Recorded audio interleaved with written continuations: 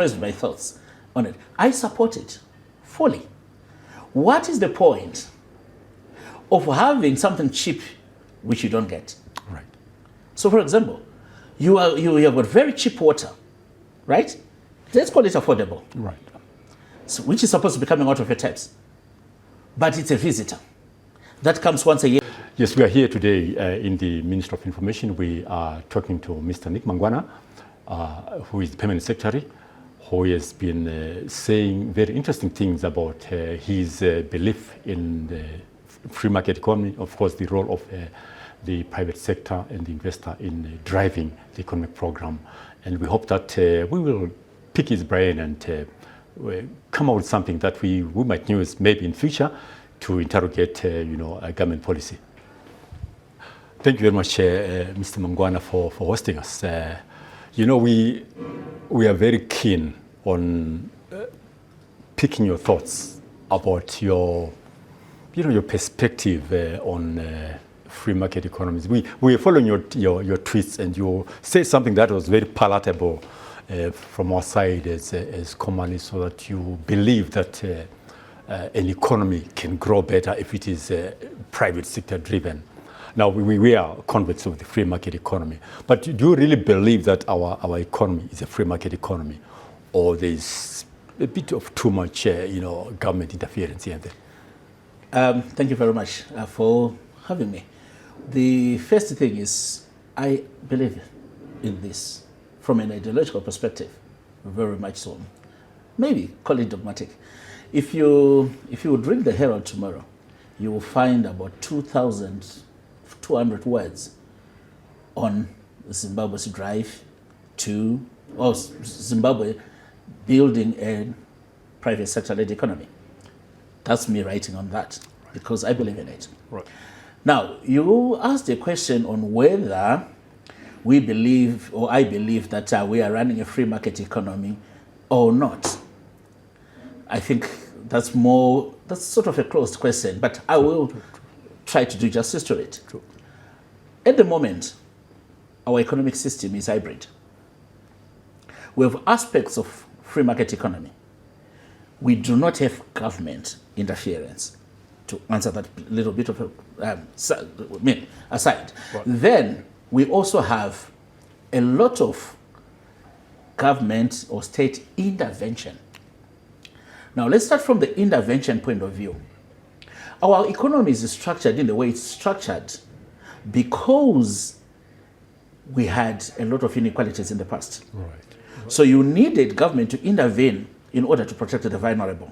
In fact, very few economies are purely market. True. So it's a spectrum.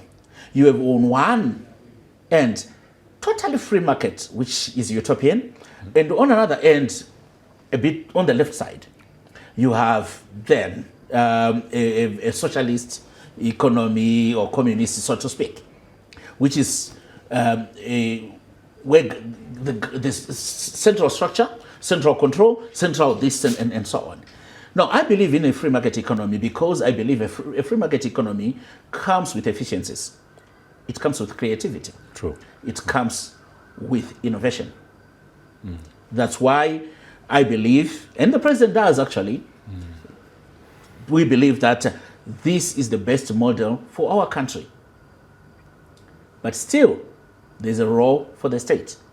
Because we know what happened in the global financial crisis of 2008, when there was no regulation, when everything was let to just run as it was supposed to be at a global level, particularly in America, with the prime mortgage rate system. Right. And there was a financial crisis at a global level and of global scale. So we know that the model where there is no regulation does not work. The only question is, how far does intervention or regulation come in? Exactly. Is it going to be stifling or is it going to be enabling? So we advocate for one where it's enabling. Because when some economists argue that when the government introduced the new monetary policy, there was a tendency for it to be overbearing on the banking system, literally dictating to them what the market rate of the ZiG was supposed to be as opposed to US dollar. And liberal marketing economists were a bit uncomfortable. The government already having said, look, the price of the ZiG is supposed to float. What happened then? No, there is, you see, Zimbabwe has experienced what no other country has experienced in this life. Right. But particularly with a dollarization and now a pathway towards de-dollarization. Zimbabwe is a country where our citizens create a business out of nothing. Right. And in that business we create out of nothing, we create no value at all. So, this is what they call arbitrage. Right. There is nothing that you have added, there's nothing that you're doing, you're just playing games. You're just playing markets. Right. And therefore, government cannot stand aside where people sell money to buy money. Do you get what I'm saying? Of course. That's all they're doing. Everybody out there is just selling money, playing money, creating money. You cannot have a situation like that because no economy can withstand that. So therefore, government had to innovate. The de-dollarization is a process. So there will come a time when government completely stand aside. Right. The willing buyer, willing seller means willing buyer, willing seller. Absolutely, absolutely. But the Reserve Bank still at the moment is still a regulator of the financial markets. Right. It's a regulator in our financial system. So it does try to be an arbiter, an honest arbiter between these parties. Right. Up and until we are in a situation where, number one, our mindsets as a people and attitudes has changed. Because right now, government announces a policy. Everyone out there is looking for a gap. Right. That's what they're looking for. They're not even trying to interpret the policy and say whether it's enabling, what does it facilitate or whatever. No. Where is the gap? Right. Obviously, those are symptoms of probably a system that needs to be relooked at. It's a product of history. It's a product of history. Whether what has happened because of, when our money collapsed, right. We all know that our money collapsed because we're under the squeeze of sanctions. There's no question about it. Whatever the causes were, our money is collapsed. People were traumatized. Right. Right. And things happened. But there were people that got rich. Some also want to get rich today if there's a new policy intervention. So because of that, we have to be awake to such shenanigans. Right. And therefore make the correct interventions while you are fine-tuning. Timely interventions. So some proactive and a lot of them proactive, right. Which you would consider interfering, for which I very much differ. Right. Now, I just want to move slightly away from the issues of monetary policy and into the economy. Look, at Commonwealth, we've been talking so much about privatization, and there's a lot that has been happening at local council level. People are talking about privatization of water and service delivery. So what is your opinion about privatization, especially when it comes to public goods? Like utilities, yes. I actually wrote again on it at length. I expressed my thoughts on it. I support it fully. What is the point of having something cheap which you don't get? Right. So, for example, you have got very cheap water, right? Let's call it affordable. Right. So, which is supposed to be coming out of your taps. But it's a visitor that comes once a year, if it comes at all. Some last saw that visitor in 2013. Right. But you're very happy because it's cheap. Right. Is there logic in that? No, nothing. And then a situation where you actually invest, or the private sector invests in the water infrastructure and conveyance system, right. Including the purification system. And then you have it at a bit of a premium. Let's call it a premium. We're not expecting, when Harare privatizes water, we're not expecting the water to come at a premium. Naturally. We expect it not to widen the gap between the rich and the poor, the haves and the haves not. We don't expect that. We expect water as a basic utility to be affordable. Right. Right. So that everyone can have it. But for us to have that, there must be investment. And who is best to invest? The private sector. Private sector. Exactly. I've lived over 20 years in London. The water was privatized. Whether you're using Thames Water or whatever utility facility, provider, it was privatized. Right. And it was always there. Things that you take for granted, you walk to a tap, you open it, you don't think too much about it. Absolutely. Don't think twice about it. Same with electricity. You walk to a switch, you put it, electricity comes. Right. You got lighting, right. You got power, energy. There's no much thinking. You don't say,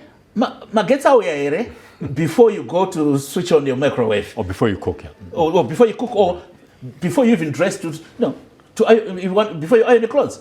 No, you just go, pick up an iron, and that's where we want to go. But for us to get there, we need the efficiencies that comes with investment into the private sector. And those who argue against privatization, in Zimbabwe that is, they say to us, we don't have the necessary institutions, Mr. Mangwana, that can moderate open and opaque privatizations. We end up with state jewelry being parceled out to those that have closed government contracts. I mean, and that is defeating the cause of that trajectory towards privatization. Can they give me an example? Because I have no idea what they're talking about. I know where private sector comes in. I know that we have Econet, for example, right. as a service provider, internet and telephone service provider. And I know we've got Potras. And I know that the system works. I know that I get to phone call when I need. Right. I can get my internet when I need to. Right. And there's a regulator there. So I don't know what they're talking about. I can do very well with an example of where the state hindered the function of something that was privatized. The fact is, do we want water? We do want water. So we are not ready because we have no institution. What institution? If we are going to have Zinwa regulating, for example, I'm not saying that's the model. Right. If we're going to have Zinwa regulating, Zinwa regulates. Zinwa builds the dams.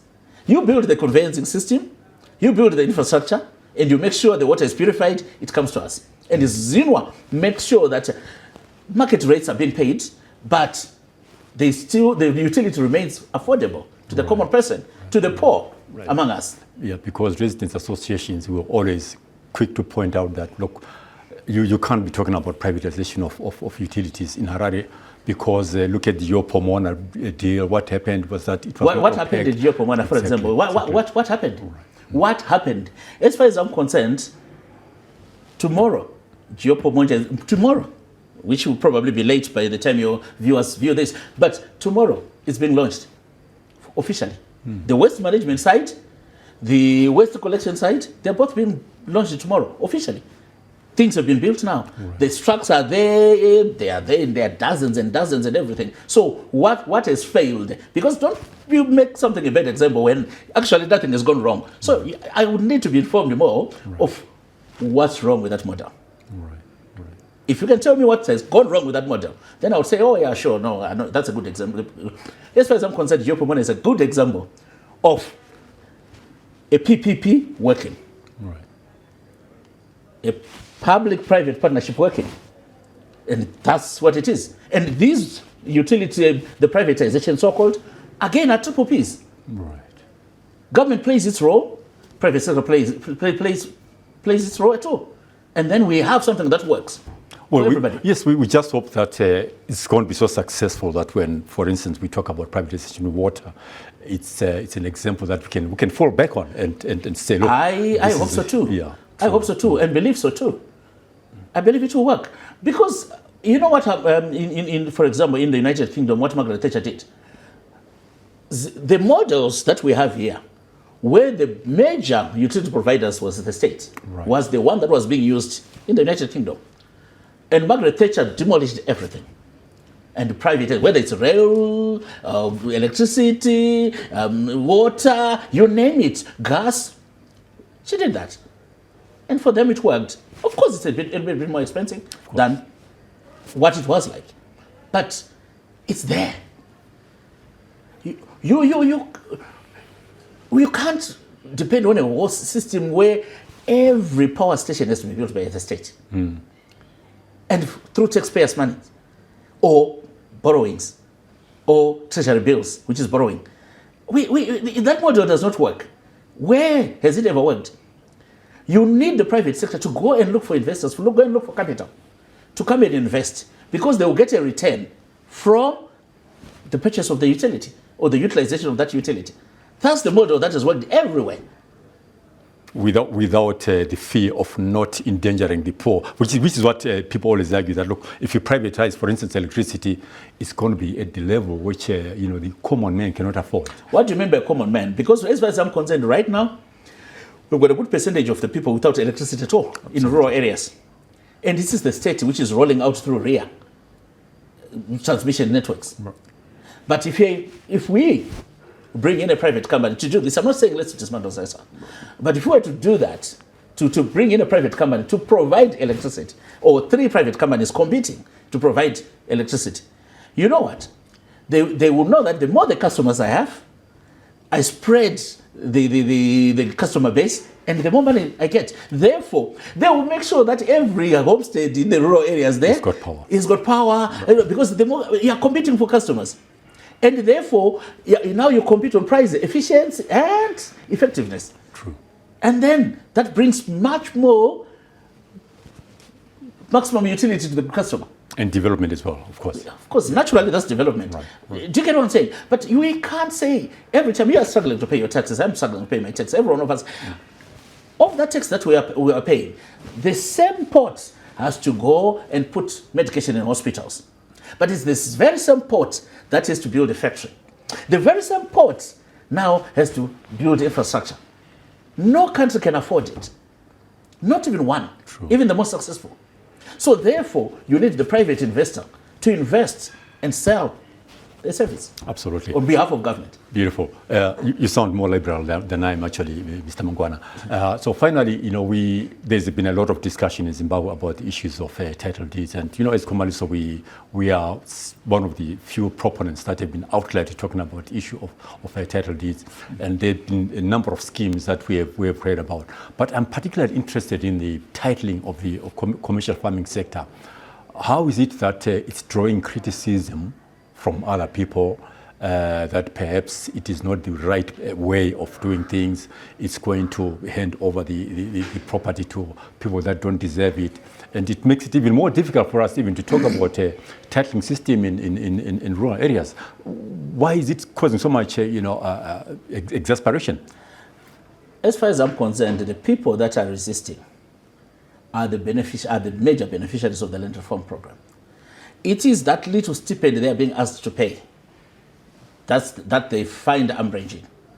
Because in the first place, when the land reform program happened, it was a lottery in some shape or form. Right. Meaning that you had a waiting list of 1 million people. Maybe 400,000 got it. Based on what? They benefited from a communal or a common asset, a national asset. But using what criteria? He was on the waiting list, I was on the waiting list, and I got it. He didn't get it. Now I'm saying, don't make me pay. Please don't make me pay. I don't want to pay. Okay, even if you are giving me title deed, but you're asking me to pay some 200,000 for that land. Why? Let me have it for free. But I want to be able to bequeath it to my kids, to the next generation. So after the 1998 lease, I wanted inserted a clause or a condition that I can hand it over to my children, or first to my spouse, to my children, and my children can call. I'm asking for title, but I do not want the obligation of having paid for it. Absolutely. So this is where the resistance is coming from. Because if you check, the resistance is not coming from the people that never got land. No. It's coming from those who benefited from the program. Interesting. They want Bakosi. That's the problem. Which defeats the purpose of privatization, of course. Which defeats the purpose of empowerment. Right. Because if you paid for it, you own it. No matter how much you paid for it, you own it. It's yours. Anyway, and as far as I'm concerned, having gone through part of the process, when these title deeds and the money you are paying is being calculated, there are a lot of factors that give value to land that they are looking at. For example, they will ask a question: is there water? What sort of water? And the surveyors will check whether they've got water bodies. Right. That puts the value a bit up, so you pay a bit more. Right. How far is it from the nearest town? Okay? So if you are in the back of beyond, of course the value is less. But if you are 40 kilometers from Harare, naturally, because So most you're peri-urban. Peri-urban, right. Yeah. They will also consider how much of that land that you have is arable. And how much is arid. Because obviously you can have 2,000 hectare farm, but you can only plow on 40 hectares. Again, that helps to calibrate the value you're going to pay. When you look at it, I think it's a very fair system, which is actually a commercial consideration system. Right. So people have got the right to resist anything. True. Even if I put out a soup kitchen there to help the hungry and the starving, somebody who's going to come up with something to resist. But I think this policy is noble. Because remember, the title deed policy is not just the one in the farming. We're also talking about title deeds in urban areas where our generations and generations have lived in Epworth and other places, Chitumbiza, no title at all. Right. All they sign is deed of cession when you're transferred. No, we're now saying you're empowered. You can go to the bank, get some loan, do up your place as long as you've got a business plan. That's bendable. But you've been empowered. You know, all these schemes that we went through, like agriculture command, it was because you could not walk into the bank and ask for working capital. Because you had no security. You couldn't collateralize what you had. Now you're given something you can use as collateral. True. If you go to the bank and get the loan and decide to buy a Hilux and you lose that land, it's on you. It's on you, absolutely. But you were enabled. No, thank you very much, Mr. Mangwana. Thank you very much.